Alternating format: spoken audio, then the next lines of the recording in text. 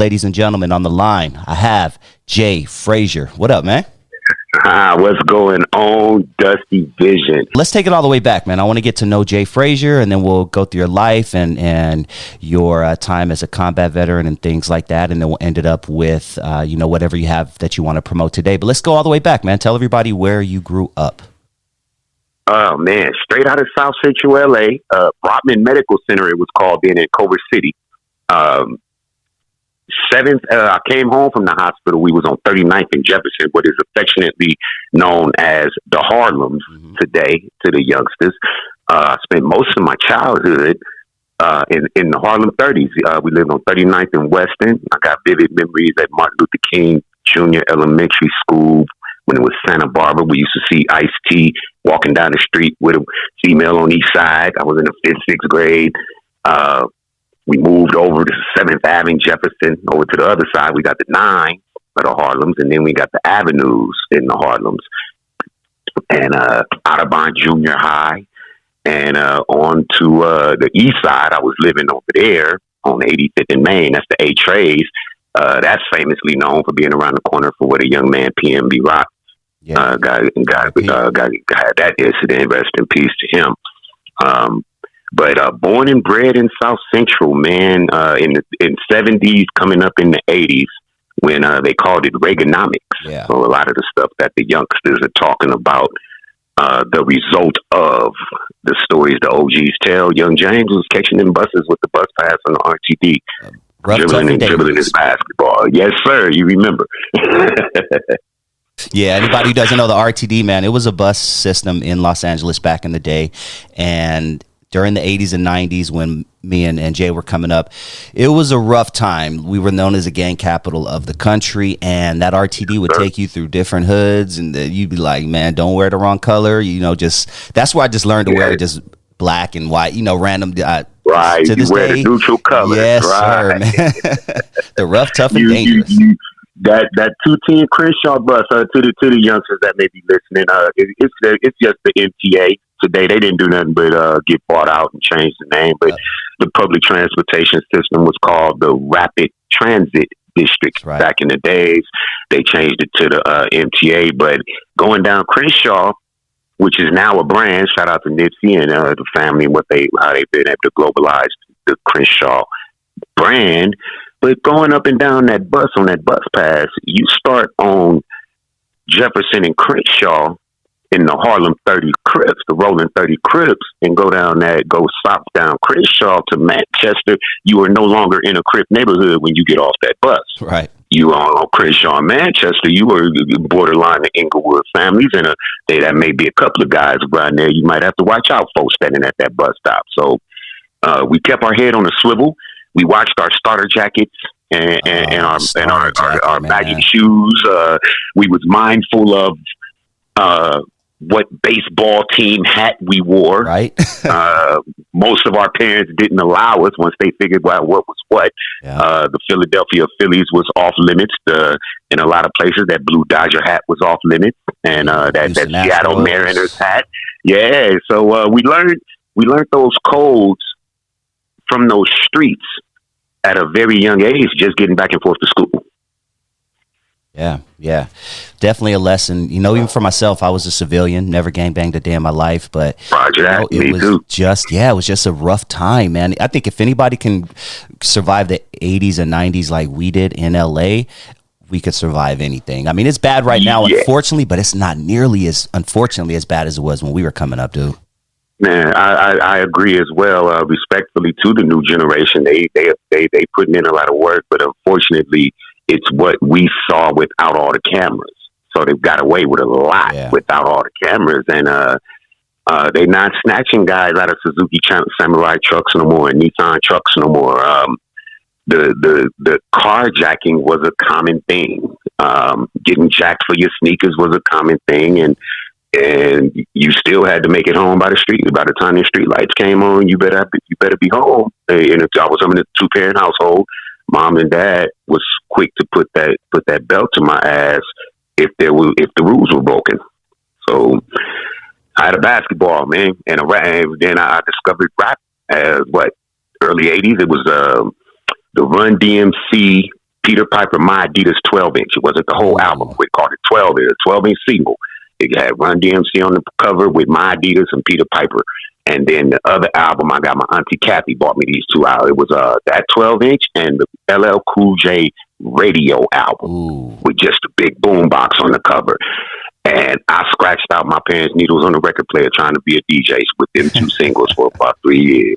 That was when I got big with that bug that we call hip hop. It was a great time, man. It was a great time amongst all the craziness that we were, going through at that time. Talk about, why you didn't, you had everything against you, the environment and things like that. Thankfully, you had a mother and a father in your home. So I may know the answer to this, but, what made you not decide to go that route and join a gang and things of that nature? Well, my father's from New York, Brooklyn, New York, and my mother's from Shreveport, Louisiana. So the LA gangbang scene, when I was introduced to it, it was just ridiculed in the house. My father is you'll see me representing the West Coast to the fullest. My father made sure to remind me LA was soft, gangbang was corny. He wanted me to know about my New York side. So I spent a lot of time defending gangsters because it wasn't an initiation. And this is something I'd like the youngsters to get in reference to the time frame as well. The gangbangers that I grew up around, they weren't actively recruiting civilian kids. These guys see me walking down the street with my basketball and would say, D up, little nigga, get your ass home, little nigga. You know them street lights is home. And it was also a time when the village, the neighborhood did raise the kids. If Miss Liggins next door, we lived in a duplex on 39th Street. The landlord was the next door. They owned it. They had gang-banging sons right next door. My childhood best friend was a guy named Winston Liggins. He had two older brothers, Brent and Trent. It was all banging Harlem Crip. But me and Winston used to want to play football. So the brothers would never let us see that shit because the mamas, their mother and my mother, both talked about it all day long. If any of those mothers caught the younger ones slipping, trying to act like the older ones, somebody was getting their ass beat. Yep. And we called it the fear of God. Like I was more afraid of my parents than I was the streets early on because they was the ones whipping my ass every day. I wasn't. The gangsters was all hoopers. These dudes was fighting each other. It was a real territory. They knew who their enemy were. They were mindful of innocent bystanders. I think at the implementation of the drive-by in the 80s, innocent bystanders started getting hit. Yeah. But for the most part, these guys targeted their enemy and helped the parents raise the baby. These fools would put their 40-ounce down, put their joint down, steal the ball from me, throw it back at me, and tell me to get my little ass to the court and work on my game. It was a different time as far as the recruitment process, but avoiding it, my father would always tell me, you got to have common sense. Every time we'd hear the gunshots outside or every time we hear about somebody getting killed, my father was not being from LA, he had a different perspective. He would always tell me, okay, you out in them streets, you can be like them knuckleheads if you want, or you can read the box score. He would always, the LA Times, back in the days, they would pops read the newspapers, sports page and shit. So he kept me in the sports page. And in fifth grade, I thought I was Magic Johnson. So the sports took me away. And because the gangsters of that time had mamas that they were afraid of, they just didn't bother the youngsters. They just didn't fuck with us. And once teenage years came around and you had to fight for yourself or you started getting with a girlfriend and her brother was banging, that's when it became a problem. Yeah. When 9th, 10th grade come around and I'm at Audubon High School and I'm kissing on the girl whose brother go to Crenshaw and he from 60s. Nah, I got to worry about gangbanging and navigating. But for the most part, man, mom, dad, two grandmothers raised by women. That's another, there's no brothers and I'm the youngest in the family of women. So a lot of that shit was just a no-go. I wasn't making my own decisions until I was like 25 years old. Them women was telling me what to do my own damn life. So for me, it was more of I took a ladies' man approach by 7th grade. By 87, 88, I already knew I wanted to get the girls, and K-Day was playing NWA and Toddy T's Battle Ram, Mixmaster Spade, the radio. I had the radio, man. I had hip hop. That was my first love right there. Was hip hop, straight up. Yes, it was. Yes, it was. When they put those street stories to beats and then put them over the airwaves, it was hard to get me away from the radio. I used to fight with my older sister about the radio, man. It never intrigued me, and the streets. I wanted the money. I wanted the clothes. I did not understand why they would do that stuff, and then the funerals. Like I always noticed the women and the children at the funerals. You can't unsee that shit at 10, 11 years old. And we've been burying our own for a while in them streets. Yeah, it was almost like I was indoctrinated into it, and because Pops was around the house, there was a level of protection among little baby James. I was just a baby. That was an interesting time for music as well, because it was, the late gangster rap was a thing, of course. Ice-T, Ice Cube was a thing. NWA was a thing in the late 80s. But there was a shift, and you're going to know what I'm talking about once I explain this. But there was a time where we were house party generation. We were dancing. We had the bright clothes. We had the funny haircuts. We were talking Black Power this and Africa that and Malcolm X this. And paper khakis and turtlenecks. Yeah, and then overnight, dog. Dr. Dre. And it drops the Chronic in like 91, 92. We start seeing the total difference to where we would go to parties to dance and have fun and wear bright clothes. And then now it's the dark clothes, the baggy clothes. The whole thing has changed. Instead of dancing, you're a wallflower now, looking at looking across the room, and things like that. That was me. Yeah,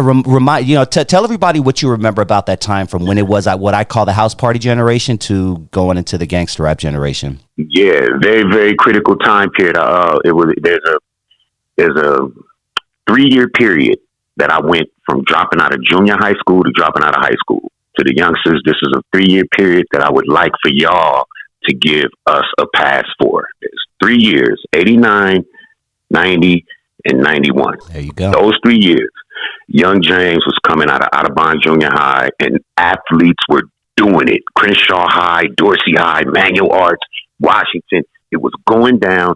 If you youngsters look at the movie Love and Basketball, that party scene at Crenshaw High, that high school dance, that is how we used to get down. It was the Cabbage Patch, the troop. We were in dance groups. We had dance crews in high school that would perform at the pep rallies. And here's what started happening. A young lady in South Central named Latasha Harlins was killed in the store. Yeah.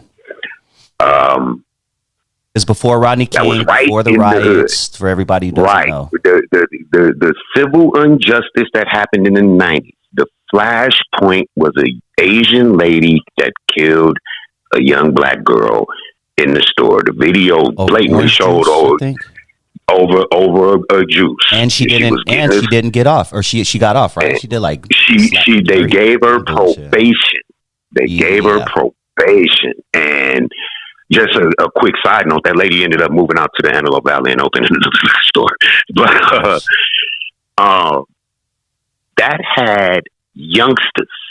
When Latasha Harlins got killed, the 14, 15, 16-year-olds, we was hot and couldn't do nothing. Powerless. So you fast forward to O.J. Simpson's trial and his acquittal, and a guy named Rodney King and Reginald Denny. Mm-hmm. These are names that are etched in history in a 3 to 4 year period. Latasha Harlins, O.J. Simpson, Rodney King, Reginald Denny, and 4 white officers. These officers get off with the beating, and our city went ballistic.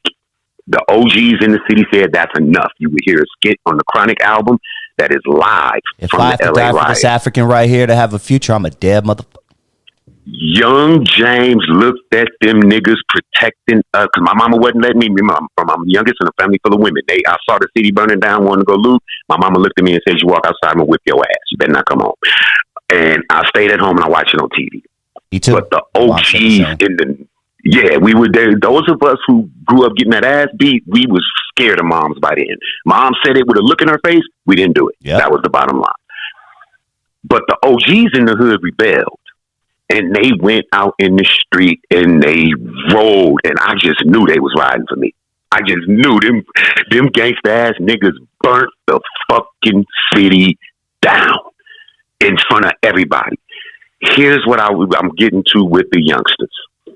Didn't nobody tell us how to rebuild it, fellas?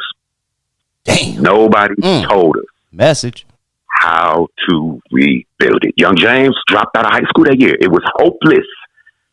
The 92 riots was supposed to be my senior year in high school. Stopped going to school because I saw a city where there was definitely no jobs because there was nothing to go to. It was in smoke. The reality of looking at that city when I was turning into a man was hopeless. So the riots hit. We burn it down. Everybody's broke. Nobody has a plan. But the gang truce comes out of that. For a small time, Crips and Bloods in the city was getting down. Shout out to DJ Battle Cat. He was being there. intricately involved with that Banging on Wax Yes, sir. project. Now, Young James is watching all of this, trying to get a security guard job. Parents is saying, you better do something. You better get out of here. I'm telling my parents, the city is dead. Y'all didn't have my back on the basketball. Y'all didn't have my back on the music. Fuck y'all. I turned into a complete rebel. I turned into one of those little niggas that you just want to get out the house. But I didn't break the law. That was I kept looking for jobs, but the city was in shambles. And that's the picture I try to paint for the youngsters. Y'all never, as a generation, just burned the city down. I watched these OG niggas, the generation above me. I watched these niggas say collectively, enough is enough. Fuck that. The problem is we weren't very smart about it. And the police just let us do it. As long as we didn't cross Wilshire, Facts. they didn't do nothing. So it turned out to be a bit of a double-edged sword, youngsters, and to the youngsters in hip-hop specifically, because y'all are our kids. We was out there fucking and sucking and trying to flirt with your mamas at the concerts at the Dog Pound and Dr. Dre and them was throwing. We wasn't millionaires. We was out there parking lot pimping with y'all's aunties and shit. And we ain't had no money. We was all broke. All of us. So we fast forward 20 years and the youngsters is trying to get it and they 10 times smarter than us because they didn't seen us fuck everything up. They saw us make every possible wrong decision we could make. So they wasn't going for it. So I understand, but I would also ask for the youngsters to kind of go back and paint the picture of the desolate situation that was South Central LA in the 90s because of much of what you see now. If we get killed in the street, not a lot of people care. Yeah. So they rode for us. The gangsters, the hood niggas, the drug dealers. There was women out there talking about y'all not just gonna do us like this. The problem with that is nobody rebuilt it, so we had to raise our kids in it, and that would set the stage for homelessness for young James in his 20s. 91, 92, I have nothing but hip hop. CD Walkman, security guard job, dead end job, it's over. All hope lost. I would eventually end up joining the military at 29 after 10 years. That's why I talk about those 3 years set the stage for 10 years of homelessness as an adult because nobody told me what the fuck to do. Wow. And prayerfully, I had a grandmother. She had her own house. I rest in peace, Anna Grant. I used to go to my mama Ann's house, and that's where the seed was planted for the gospel rapper that you hear. I used to have to go to Mama Ann's house over on 8th Ave, and her husband Walter was making them Oklahoma oxtails, and he was watching college football, but I couldn't go over there and watch football and eat the oxtails unless I put some Bible study time in. And that time with grandma, with Anna Grant, because she was praying over the whole family. She was predicting all this shit. She was telling me and making me memorize the Old Testament in Sunday school as a youngster and shit. So all this shit was the devil to her. I used to laugh at her.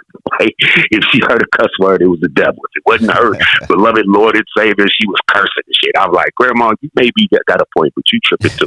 So that was my childhood. She was one of them old school Christians where if it wasn't the gospel, it was the devil. And that's what turned me away from the church. That's why I ended up homeless, looking for love in all the wrong places and shit. So it was kind of like the prodigal son story in the word, but hip hop was all up in that. Dr. Dre drops The Chronic. Latasha Harlins, to get back to your original question, we wasn't feeling that dancing shit no more. They killing us in the street. They wasn't listening to fuck the police, and these niggas just dropped this bomb ass weed in the city called The Chronic. Man. So we gonna follow the leader. Dre was spawned from a musical era that had us all. So we was like, fuck Young MC and Bust the Move. We ain't busting the move no more. The girl don't like the nigga that's busting the move. She like the nigga that's slinging that weed. Mom's talking about get the fuck up out our house. So we don't really care what one crew that had me in high school. To you youngsters, I need you to go research a group called X Clan. Of course, man. Glorious. Come on, dog. We had guys that were trying from to the teach red, us the way. Black, and the green. And the Sissies. green. Abracadabra. Great. I love Baby Process. Sorry, man. I like X-Clan. I always thought they were from the West Coast because of their beats, dog, back in the day, but I found out they were East Coast cats. No, that's an East Coast I knew group. that, yeah, right away. But at first, when I first heard them, I was like, oh, these dudes from the West? Because, they were using the samples that... We did a dance routine off they shit Excellent. at Dorsey High School. Damn, they were the shit. Yeah, at Rancho Park. We needed that because of what we saw with Public Enemy. This is one issue I had with the East Coast brothers that singled out NWA. Special ed. NWA. Yeah. This is one issue I had with the East Coast brothers that singled out NWA. Special ed. NWA. Yeah. Yeah, please elab on that because that was actually on my list of things to talk with you. Yeah, I was offended. I was offended. Okay. Anybody from New York that I once looked up to who offers a one-sided opinion about the West, I'm automatically looking at it. We went through some shit, and the niggas that was making that music was all we had. So I often talk about the other music I was listening to right along with NWA. We were so creative out west that did anybody remember Mix Master Spade and I'm ready to ride? I mean, we were good at what we did, and to say to hold NWA responsible and then ignore all the individual accomplishments after that. Other than Easy, Yella went off into the adult entertainment industry and made a couple of bags. MC Ren stayed active writing, still prolific as ever. The DOC got his voice back. God recognized it, gave him a great testimony. Now he's back rapping again, and we all know what the Good Doctor did. So when you look at the niggas with attitudes and you ignore the fact that Q set the stage on how to cross over. How you go? The members took over music and movies, and you gonna blame them for all of this shit and ignore the Molly Percocet song? I mean, thank you. The Molly Percocet, the Percocet. I mean, I'm on my thought shit. I'm on my thought shit. I'm on my like. There's a pink asshole brown, all that. Like, what's going on? Look, I've heard enough music in the last 5 years to make me say, "Fuck what NWA was talking about." Like, oh, who's signing this shit? Thank you. But that man has his opinion based. I heard a clip from him, and this made it make sense when he said, "My little cousin and nephew is Crippin' and Blood," and what I'm supposed to tell them. And on my end of the computer, I said, you're supposed to tell your sister and whoever's raising them to stop letting music run their goddamn life. Exactly. We listened to the same shit growing up, and I knew not to do some of the shit. Look, my mama didn't let me listen to NWA. My auntie Kathy snuck it to me. Everybody knew Lil James wasn't supposed to hear that shit. There was songs called "A Bitch Is a Bitch" on that album. We wasn't supposed to listen, but we did anyway. We just listened with common sense. I didn't go to school and say fuck the police. I sung that shit to myself because an adult might whip my ass. I happen to like a line that Ice Cube says in a whole nother song, and when she said, "Cause I said I had a Benz 190." There's so many one-liners from that group.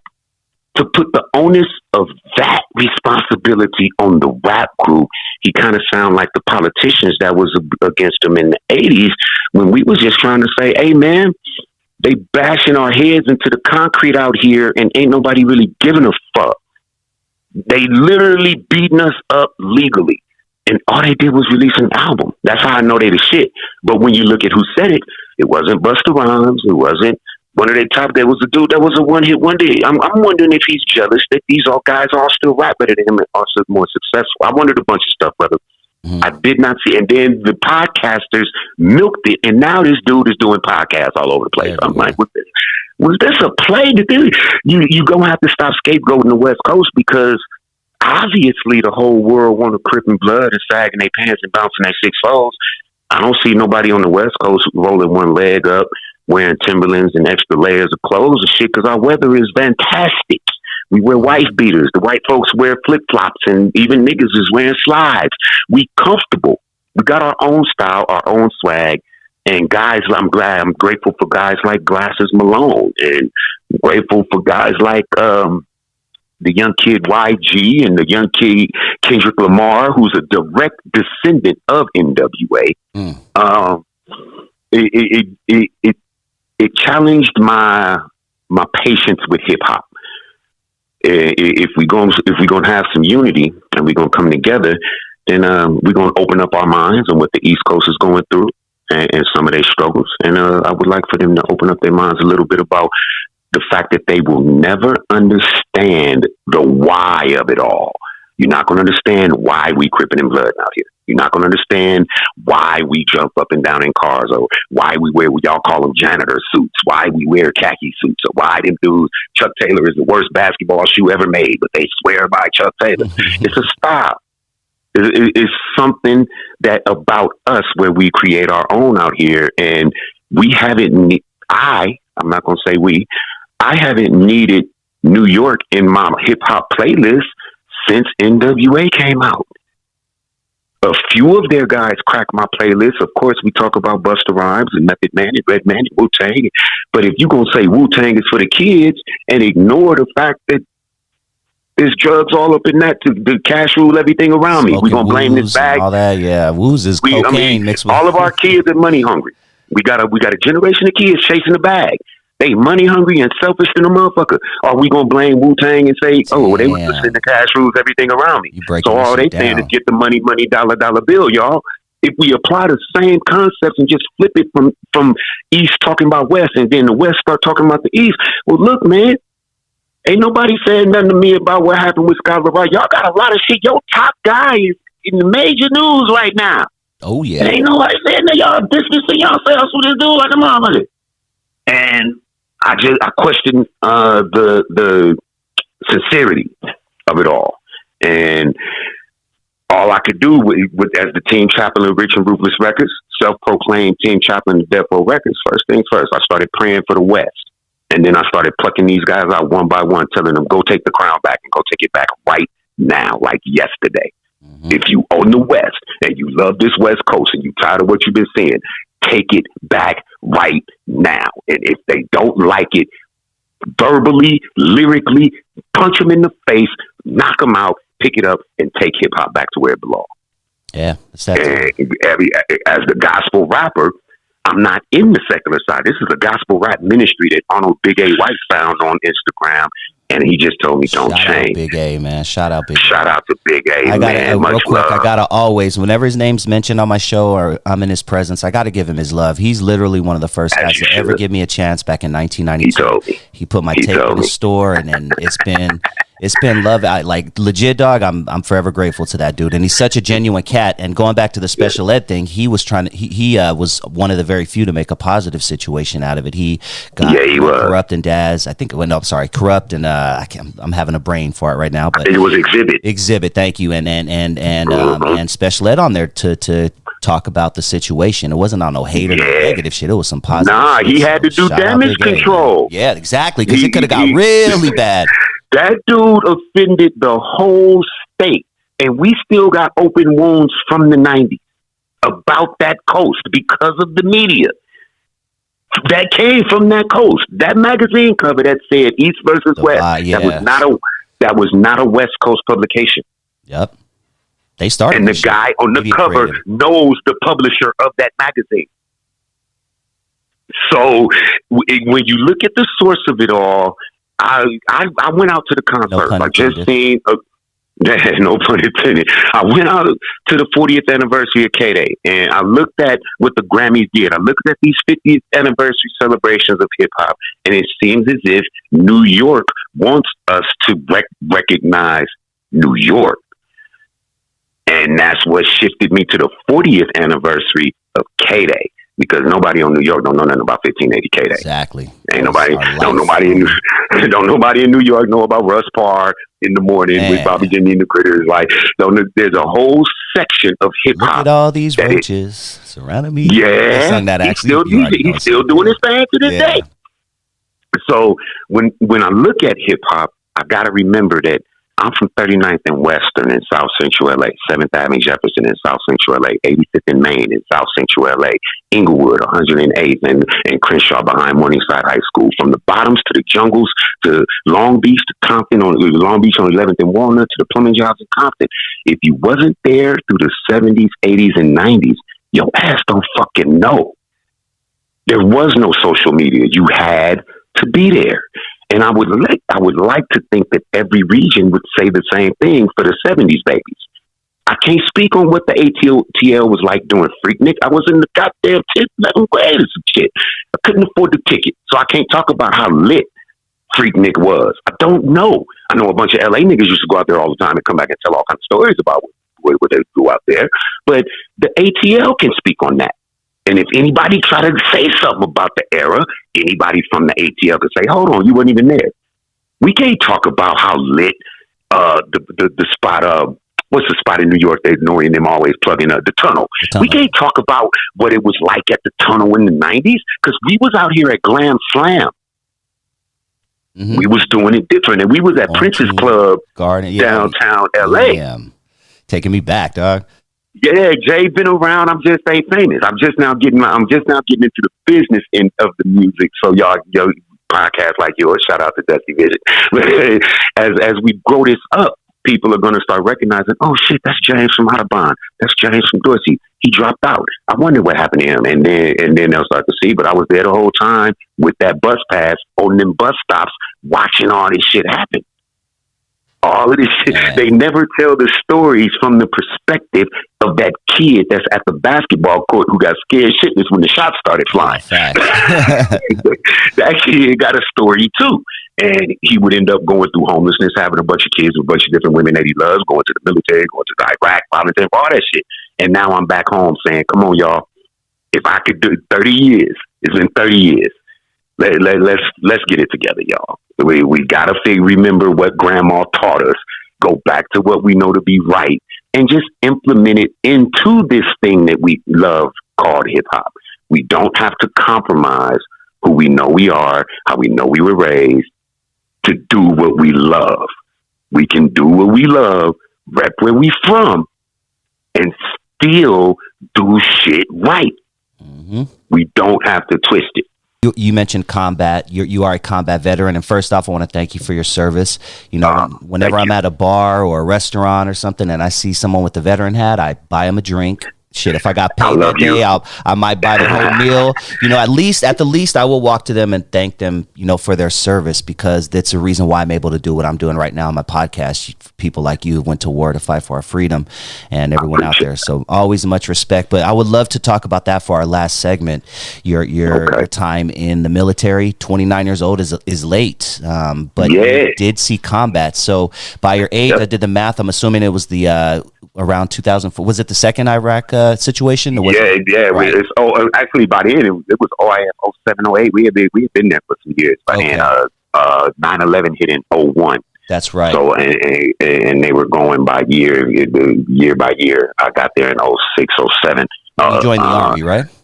Yeah, I joined the National Guard and volunteered for active duty on. Okay.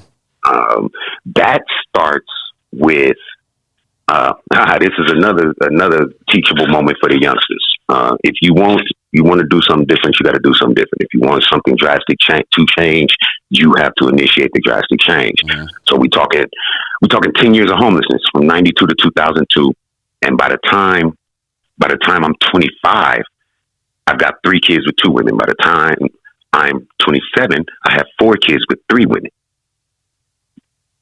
I got Ajane, Taylor, James, and Jalen, and their mothers, Simone, Annette, and Katrina, don't take no shit. They want that money. They tired of being broke, and they all looking at me. Yeah. They all looking at me. My family sitting there saying, you better not make no more kids because you ain't going to be able to make. Something had to change. At the time, I'm totally unemployed, catching that same bus, homeless. I'm living in shelter, sleeping in the backseat of my father's truck. All is lost. Same grandma telling me it's my fault because of God. Her ass ain't making it no better. She ain't helping. She got the most money in the family. Can help it with one decision and left me fucking homeless for 10 years so I could find God. Damn. That lady is a mother. Yeah, love her to death. Best decision she ever made was letting me figure it out. Tough love right there. Damn. That lady say, you can't. I'm not going to give you no money. You can come here if you absolutely have to. But she was in Oklahoma at the time. So one morning, I'm at the EDD building in Inglewood, Manchester, and La Brea. That was the routine. I'm sleeping in the backseat of my father's truck. I got to get up, find a job. But I'm doing plumbing jobs. I got a trade. I'm working with my cousin. This is my connection to Compton. My cousin is from Eastside Compton, connections to Ludus Park Mob. When the 92 riots hit, instead of looting TVs and appliances, they looted plumbing equipment. A lot of those guys still got plumbing businesses to this day. Yeah, my cousin he was a G. So he was doing plumbing in the hood, teaching me how to clean drains, unclog toilets, change faucets, do main sewer lines and all that. So I was making $20 a week helper's pay. That's why I was looking for a job. Cousin was just doing me all kind of wrong, going all up in me. But anyway, that's hood shit. Hood niggas do what niggas do. And if I don't catch it, much like the music business, I signed up for it. If I don't catch it, it's on me. Mm-hmm. So one day I'm in the unemployment office waiting on a computer. Shout out to everybody that's in between jobs working at the unemployment office. Keep going, guys. Got your back. Do not lose the faith. Don't make a stupid move. Keep going faith to faith. I'm at the unemployment office. And the damn National Guard recruiter's assistant, not even the recruiter, this dude, little bitty 5'6" dude from Sri Lanka, can barely speak fucking English. He don't know I'm 28 years old, but he's trying to recruit me. I seen the same dude every day trying to get me to join the National Guard and shit. And I'm laughing at this fool. Like, dude, you better go get one of them kids from Inglewood High. I'm past recruiting. I'm not doing this. One day, he stops me and says, dude, I see you in there every day. How would you like to make $20,000? They had this sign-in bonus program going on, which I would not eventually get. I popped out for weed, didn't get the bonus, but I went. Kids, don't be a me. Don't take 30 fucking years and have to go around the globe to hear what the hell God was trying to tell you when you was fucking born. Don't be a me, even though it does work. You don't want to have all the problems. So he says, hold on, because I laughed at him. He said, dude, I'm 28. I'm in here to get a job. I got kids already. Fuck you and the National Guard. He says, hold on. I got somebody needs you to talk to. I'm going to call my boss. He calls the recruiter, who's a 6'3" Filipino from Eastside Long Beach, one of my best friends to this day. His name is Sergeant Kenneth. He's almost a master sergeant, about to be retired. His name is Kenneth Kinney. He walks in and proceeds to tell me his story, and I was hooked. I joined the National Guard, but I'm still homeless. I get into a fight with my girlfriend at the time, and she's talking about money. I ain't got no kids with her, and she's all in my pocket. That day, I called Sergeant Kinney and said, put me on the fucking deployment list. I'm done with this bitch. She thought I was playing. I didn't think Ken would do it. Oh, you know, 2 days later, the motherfucker called me back and said, you're going to Iraq. But I had gone to basic training, got honor grad at 28, 29 years old. I had excelled, but I was back home doing the the weekend warrior thing, 1 week in a month, 2 weekends, 2 weeks out of the summer. But that ain't enough for a grown ass man with 4 kids. You got to do something. So, an argument with my girlfriend while I was just fresh home from basic training. made me call Ken and say, man, fuck it. The unit he went to Cuba with, he served in Guantanamo Bay right after 9/11 as a prison guard. The unit he went to Cuba with, to Gitmo with, was deploying to Iraq. He said, hey, this is your best shot. I know these guys. It's field artillery. I went to the MOS he went, and I went to Fort Sill where he went, and it seemed only right. And my grandmother was at Oklahoma. She drove her blind ass to graduation through a blizzard. That old lady was tough. But I volunteered for Iraq. It all stemmed from wanting to having them 4 babies. Mom side of the family not helping. They sided with, they picked baby mamas. The women in my family picked which baby mama they liked the most. Totally ignored that I love them all, and I got to take care of all these motherfuckers, the women and the damn kids. They totally ignored it. So mom and sis, they like baby mama number 1. Dad took to baby mama number 2. The baby mama number 2 totally used him for the money, so he ended up reverting back to baby mama number 1. They all left baby mama number 3 hanging out to dry. That's Jalen, the one I was living with homeless when I joined the military. So Annette, this all stems behind, I'm about to change this shit. The whole army, I tell people all the time, I didn't join because I was a patriot. I was turned into a patriot behind all the great guys I served with. Behind going outside the wire every night and wearing that American flag on your sleeve, knowing if anybody see that flag on your sleeve, they're gonna shoot at you. Leading the platoon in prayer. By the time we was halfway through the deployment, the platoon sergeant stopped sending for the chaplain used to come out and lead us in prayer every night. But they saw me walking around with my Bible. I'm taking anagram everywhere with me by this point.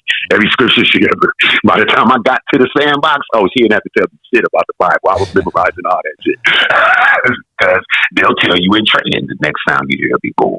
But that's where it started. They turned me into a patriot, and then I started seeing the American people. Like, damn, we serve so you guys can start your podcast, so you guys can go turn up. So it's free. So we fight the wars over there, so we don't have to fight them here. So our peoples, if we gonna squabble, we can squabble without nobody coming and cutting your head off. In other countries, if you hit a certain person, you might get your head cut off. Yeah, you smoke weed and you do life in prison down there in some places. Yeah, man. So it gave me an appreciation for the people, for my exes. Believe it or not, for racist white folks. I served with racist white folks who didn't know that black folks wasn't dumb. They've been taught their whole life, but we've been 3/5 of a human. I got to hear that story. Break that down if you don't mind. I got to hear that story. I'm at the chow hall with an older dude, 3-time veteran, whose father served in Nam, where it was really cracking with the racism going down. And he tells me this Bubba Gump ass story about the black guy who's a cook who ended up having, he didn't know he had a bachelor's degree. This dude broke down and told me how a black man made him look stupid because he thought he was stupid. And the dude ended up being, he was from Arkansas. He went to Arkansas University, was a bachelor. He was studying to go to the OCS, Officers Candidate School. And this dude was a staff sergeant behind on child support. He was going through it. And the only thing he had on him was that he was white. And when he got to talking to him, he'd say, I can help you. Dude ended up helping him get out of debt and shit, and they ended up being close friends. Ain't been a racist, but he was raised to believe that we some dumb niggas. And then he ran across a bunch of smart niggas in the military. So he felt bad. He felt like one meal at the chow hall with a conversation with a guy younger than him, and he spilled the beans. My best friend is black. Let me tell you how it started. you catch them Vietnam guys on the right day, and you'll get a good earful. The Nam guys are pretty cool now. Yeah. I love talking to older cats, man, respectfully, and just learning new stories. And I wish more younger kids would talk to older cats who's 70, 75, 80. You know what I mean? Because these dudes have seen some stuff in this country specifically. They've seen this country go from, what used to be the American dream to, it's the American nightmare and everything in between, man. I encourage younger cats to talk to older people, man. Hey, that's a good game from OG Dusty Vision youngsters to his audience. Be curious. Be a truth seeker. There's some hidden stories that we didn't get to take pictures. We didn't. Our phones had to stay connected to the wall with a long ass cord. The richest of us had a machine that would pick up for us, and we could come and push a button and hear somebody that left a message. But we didn't get to carry them around in our pockets. You guys, if you was born in 92, 91, 92, the years we talking about, if you was born in 92, the world was just different, yo. Do your Googling and just go start with your birthday in your city. What was the headline in your city the day you were born? And start there. You can get a lot about what happened. You'll find out about the counterintelligence program. You'll find out about the president that said that the Black Panther Party was the worst thing that could happen to the biggest threat to American way of life. Or you'll find out about Oliver North, who was very intricate with the Freeway Ricky Ross case when the Iran-Contra war was going on and drugs were flooded into the cities of America, the urban cities of America. You got to go do some research because Oliver North got a TV show or something that he came out of it okay. Rick Ross had to do a bid and learn how to read and get himself out of jail. And the guy that snitched on him doing well. That's South Central LA history connected directly to the United States government at the highest levels. Military officers, wars, who's financing what, who paid for what, and who we gonna get to be the scapegoat. So it's out there for you, youngsters. It's out there for you. Your friendly neighborhood team chaplain got your motherfucking back. I'm always praying for y'all. Just like these rich and ruthless cats. Just like these death row cats. Just like Dusty Vision. Just like Big A. There's one person left. One person left that's interceding for all y'all. We all got to get it right. That's the team chaplain. I love that, bro. I love that. Tell me what you got going on, man. Let's wrap it up. What you got going on? Promote anything. Give your shout outs, man. The floor is yours and take as long as you want. Man, much love to Arnold Big A White. Rest in peace to Anna Grant. The bio and the music is up at MrJFrazier.com. The reason the music comes out so slowly with me is because y'all got to get it. When you get Who Am I? Work in Progress, The Wall, Don't Cry, God Is By Your Side, the new single Judge Ye Not with Baby E. Shout out to the beautiful wife that I haven't seen. I appreciate that. We want to pump that too. I got a plan for a video and a short film centered around that. But it's not about self-promotion, man. God is going to provide my increase. I want the people to pump that rich and ruthless movement, the legacy of Eazy-E. I want y'all to pray for the reconciliation of what's going on over there on the death row side. And most importantly, you, the listener, help my man Dusty Vision out. This is not about me. I appreciate all of the support. Anybody that goes and spends that 99 cents on those songs, I appreciate it. And I pray that God multiply you as well. But this go round in this music industry thing is not about me. Big A chose the new gospel rap artist because we're going to set a standard about love and edification. And over there on the rich and ruthless side, Compton Musa, Latoya Lane, Kiki Smooth, Baby Easy, Little Easy, and everybody associated with the movement over there. Big A, what he's doing with Dog Pound Records. Shout out to Daz and Corrupt for letting me take a couple of pictures and get a couple of photo ops. And then most definitely over there on the Boss Dog side with the Death Row side. Much love and always praying for everybody, including Simon, including Snoop, including Rez, the whole crew. There's one person left, just saying. Let's get it together, y'all.